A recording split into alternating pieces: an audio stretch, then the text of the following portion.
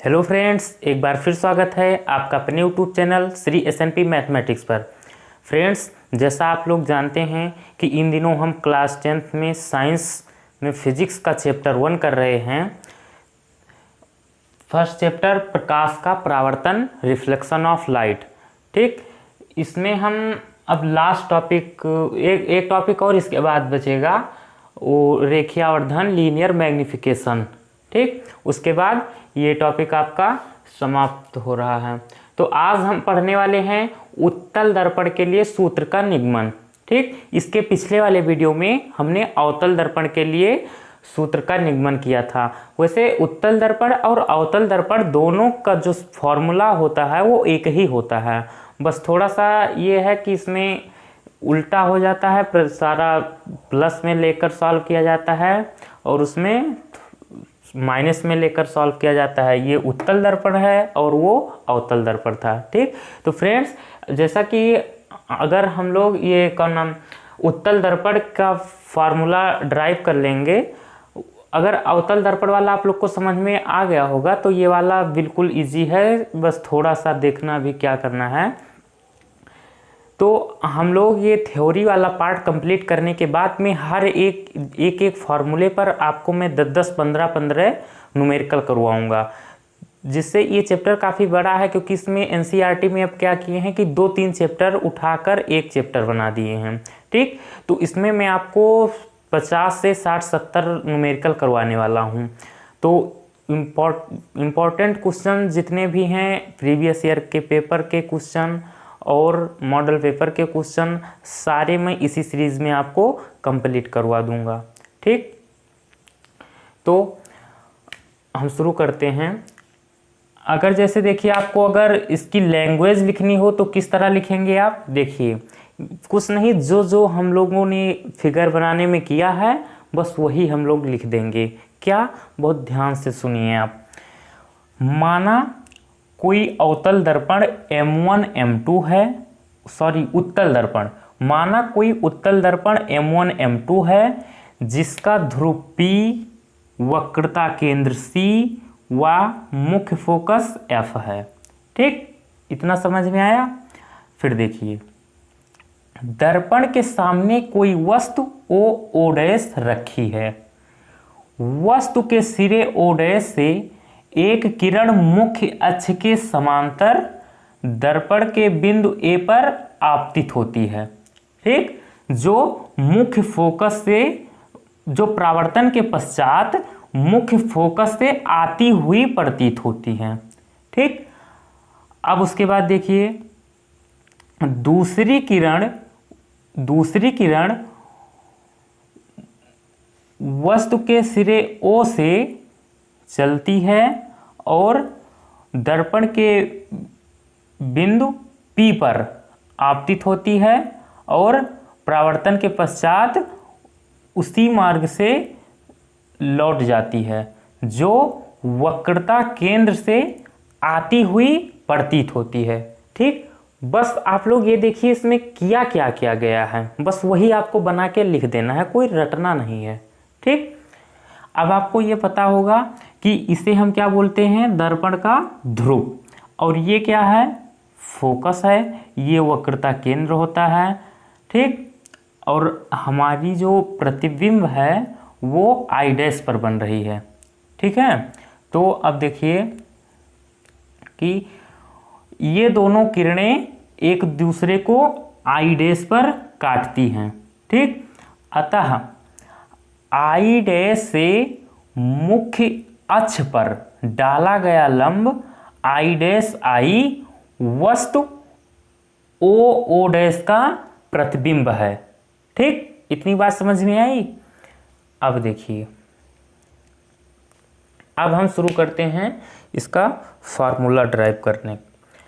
देखिए, सबसे पहले ये देखिए कि ये वस्तु है और ये ध्रुव, तो ध्रुव से वस्तु की दूरी, माना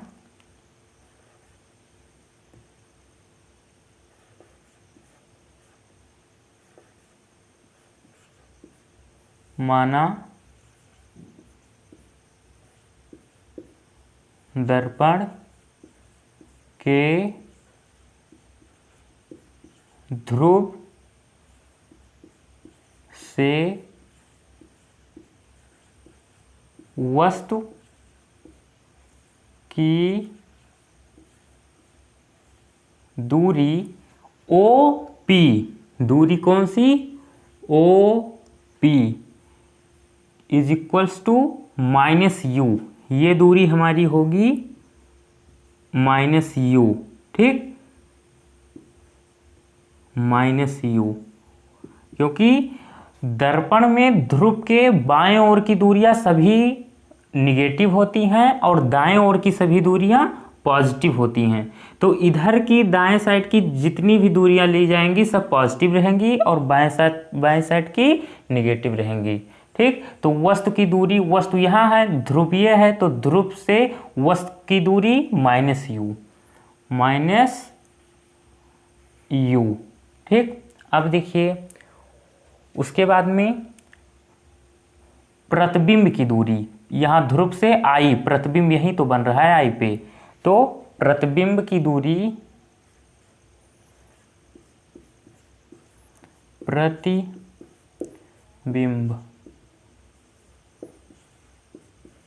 की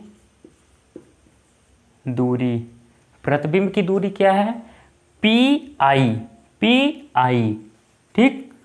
प्रतिबिंब की दूरी PI is equals to V, प्रतिबिंब की दूरी को V से लिखते हैं, ठीक। और ये पॉजिटिव रहेगा क्योंकि ये दर्पण के ध्रुव के दाहिने साइड है, ठीक। दाहिने साइड की बात की जाएगी, राइट साइड की बात की जाएगी तो सारी दूरियां पॉजिटिव रहेंगी। अगर लेफ्ट साइड मीन्स बाएं साइड की बात की जाएगी तो सभी निगेटिव रहेंगी। अब देखिए ध्रुव से केंद्र की बीच की दूरी क्या होती है, वक्रता त्रिज्या, जिसे हम कैपिटल R से लिखते हैं, वक्रता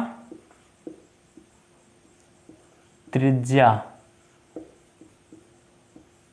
वक्रता त्रिज्या PC, वक्रता त्रिज्या PC is equals to R, वो भी प्लस में, ठीक। अब उसके बाद में ध्रुव से फोकस के बीच की दूरी फोकस दूरी होती है जिसे हम स्मॉल f से लिखते हैं, तो PF, ठीक, फोकस दूरी PF, फोकस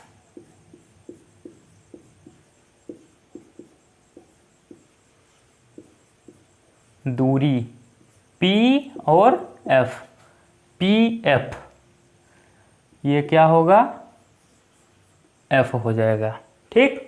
अब देखिए अब हम दो त्रिभुज लेंगे, त्रिभुज OC और दूसरा त्रिभुज IC, ठीक।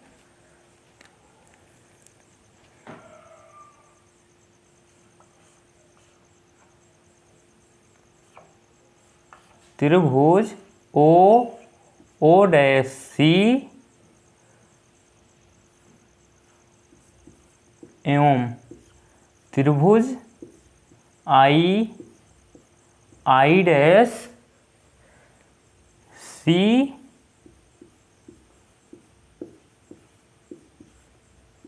समरूप है, ठीक। ये दोनों त्रिभुज मैंने माना कि क्या है, समरूप है। अगर त्रिभुज समरूप होते हैं तो उनकी भुजाओं का अनुपात बराबर होता है, ठीक। तो त्रिभुज O डैश जो है भुजा, ये इस त्रिभुज के I डैश भुजा के अनुपात के बराबर होगी, तो O dash upon I dash is equals to OC upon इस वाले त्रिभुज में IC, ये इसके बराबर होगा, ठीक।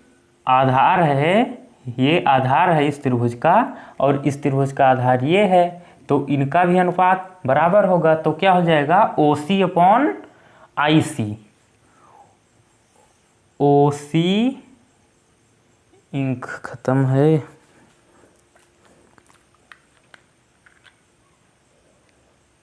समझ में आ रहा है ना? अगर समझ में आ रहा हो तो वीडियो को लाइक कीजिए और अपने फ्रेंड्स लोग को शेयर करना मत भूलना। क्या हो जाएगा? OC upon IC, OC upon IC, इसे नाम दे दो समीकरण 1। ठीक, अब देखिए, अब दूसरा हम लेंगे त्रिभुज AN और F, त्रिभुज ANF और त्रिभुज II'F, त्रिभुज ANF एवं त्रिभुज II''F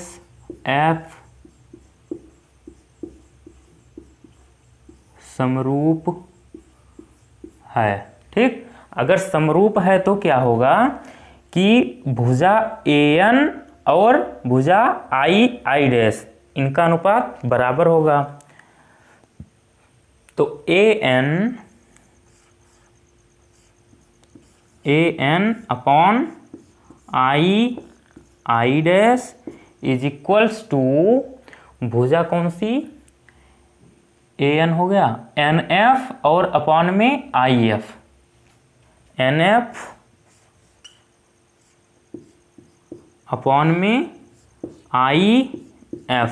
ठीक, भुजा AN और इस वाले त्रिभुज में भुजा II', इनका अनुपात बराबर होगा और NF और भुजा IF, ठीक, इनका अनुपात बराबर होगा। अब देखिए लेकिन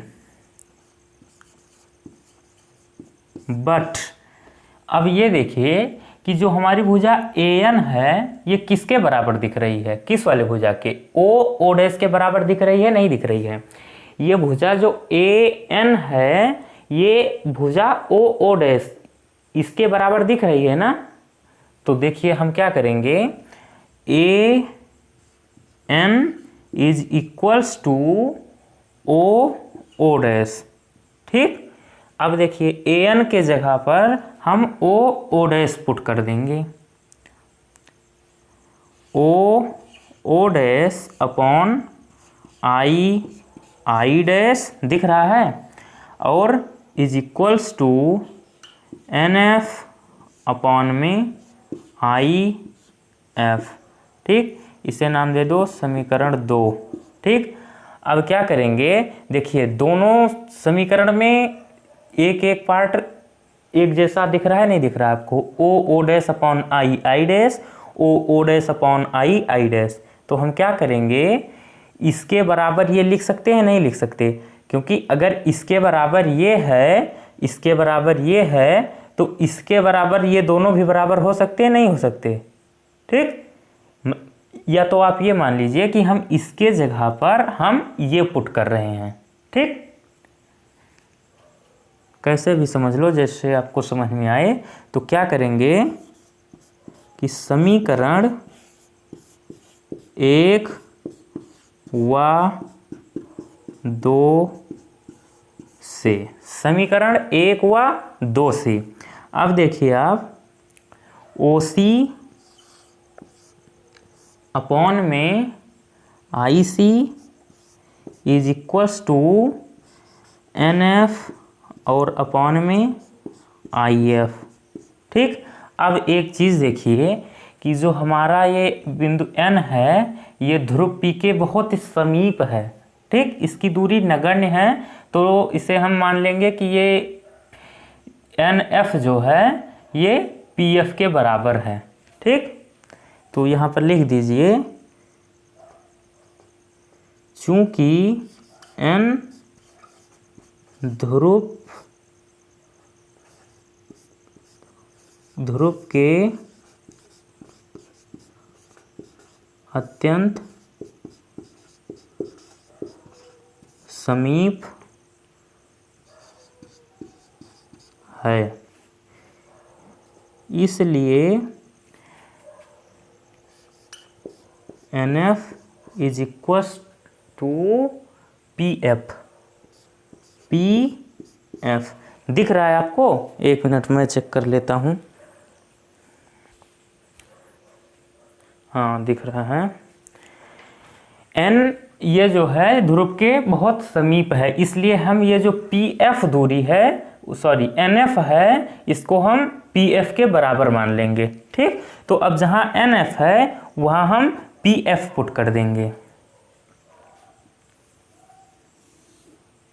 अब देखिए ओ सी अपॉन में I C is equals to N F के जगह हम पी एफ पुट कर रहे हैं और अपॉन में आई एफ। अब देखिए क्या करिए, ओ सी, ओ और सी, ओ सी क्या है? ओ और सी। अगर हमें ओ सी दूरी चाहिए तो हम क्या करेंगे? आप खुद सोचिए कि अगर हम पता करने चाहते हैं कि ओ और सी इसकी दूरी क्या है तो हम क्या कर सकते हैं? सोचिए आप। अगर हम O P plus P C कर दें तो हमें ओ सी पता चल जाएगी। ठीक, अगर ओ सी हमें पता कर रहा है तो अगर ओ पी और पी सी ये दोनों मान लीजिए यहाँ तक है ओ पी, ये मान लीजिए यहाँ तक, यहाँ ओ से ये 5 किलोमीटर और यहाँ से ये 5 किलोमीटर। ठीक, और अगर ये पूछा जाए कि ओ से सी क्या है तो ये 5 किलोमीटर और ये दूरी 5 किलोमीटर, दोनों जोड़ दें तो हमें पता नहीं चल जाएगी 10 किलोमीटर। तो हम यही करेंगे यहाँ पर। ओ सी को हम लिख क्या सकते हैं? ओ पी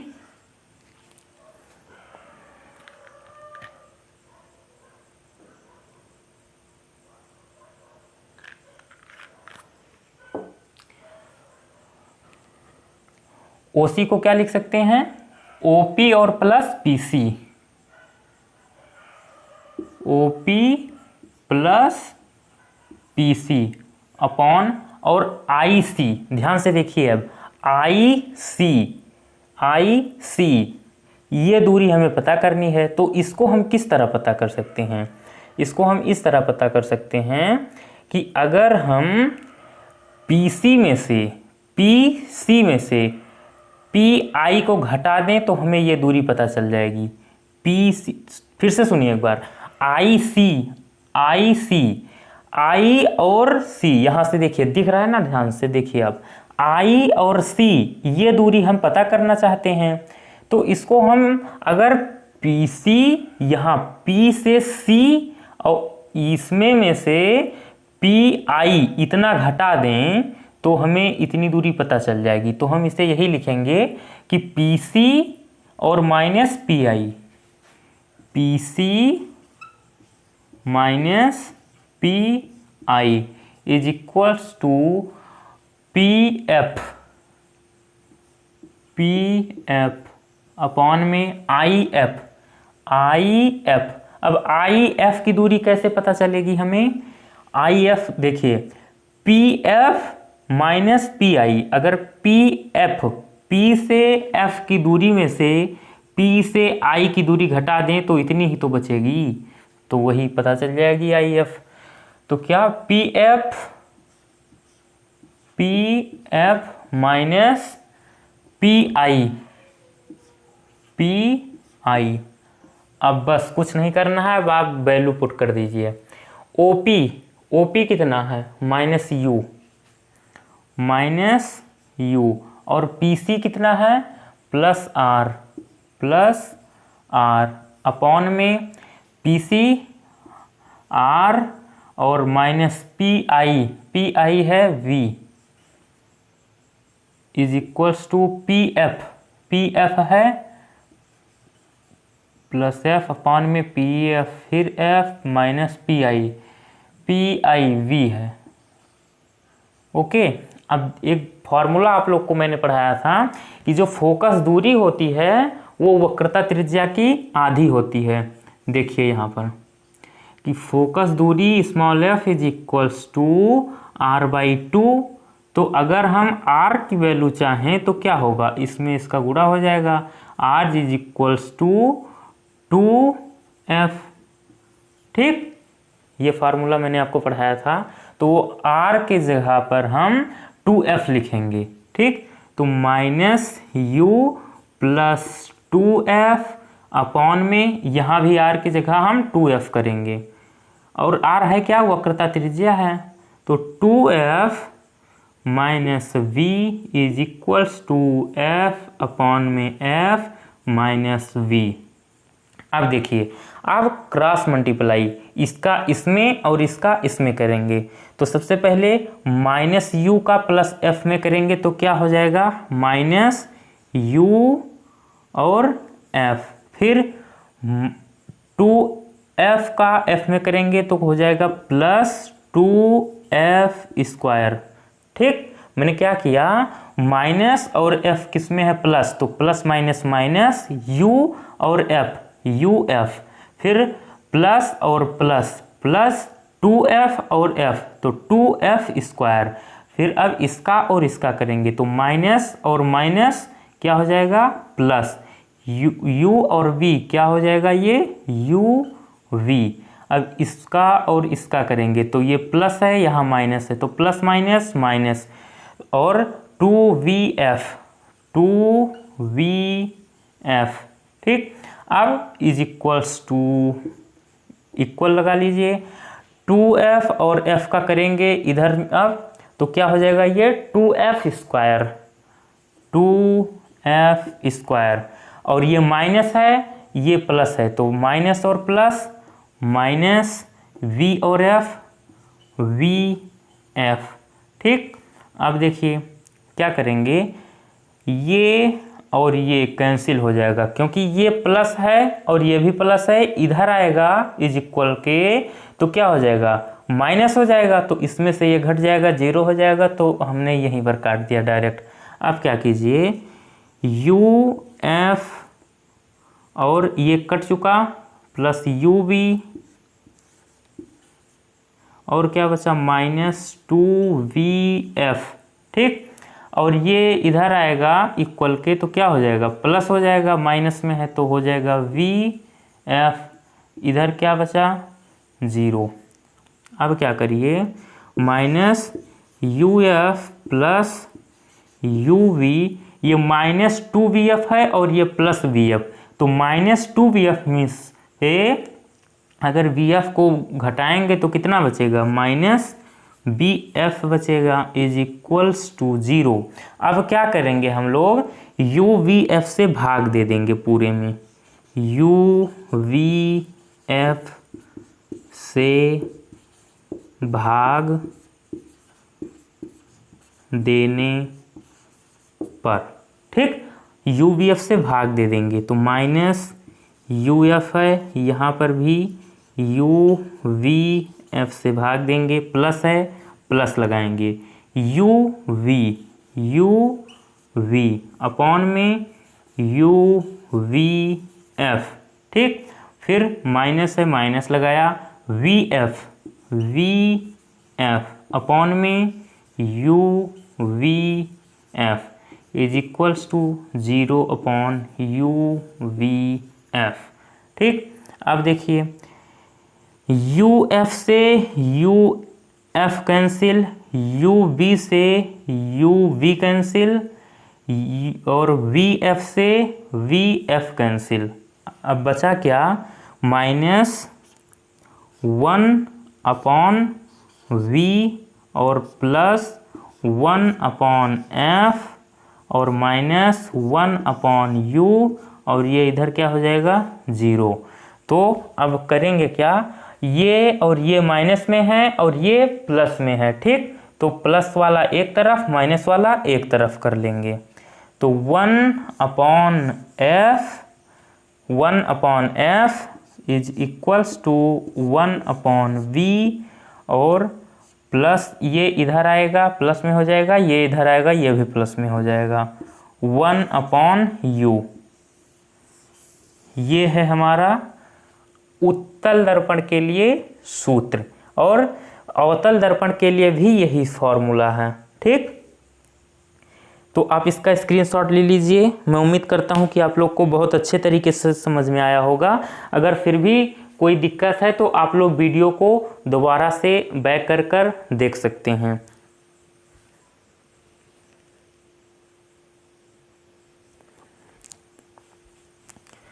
तो फ्रेंड्स, आज का ये वीडियो आप लोग को कैसा लगा? अगर अच्छा लगा हो तो लाइक कीजिए, और अगर अभी तक आपने मेरे चैनल को सब्सक्राइब नहीं किया है तो प्लीज़ सब्सक्राइब कीजिए, और अपने सारे फ्रेंड्स लोगों को सेंड करना मत भूलना, ठीक। तो और आप इसका अगर नोट्स चाहते हैं तो आप मुझे इस नंबर पर व्हाट्सएप मैसेज करके नोट्स ले सकते हैं, 8808671903। इसका आपको कोई चार्ज नहीं देना होगा, नोट्स आप लोगों को बिल्कुल फ्री में दिया जा रहा है, ठीक। तो आप लोगों को अगर नोट्स लेना है तो आप मुझे इस नंबर पर व्हाट्सएप मैसेज करके नोट्स ले सकते हैं। तो मिलते हैं अगले वीडियो में एक नए टॉपिक के साथ, तब तक के लिए धन्यवाद।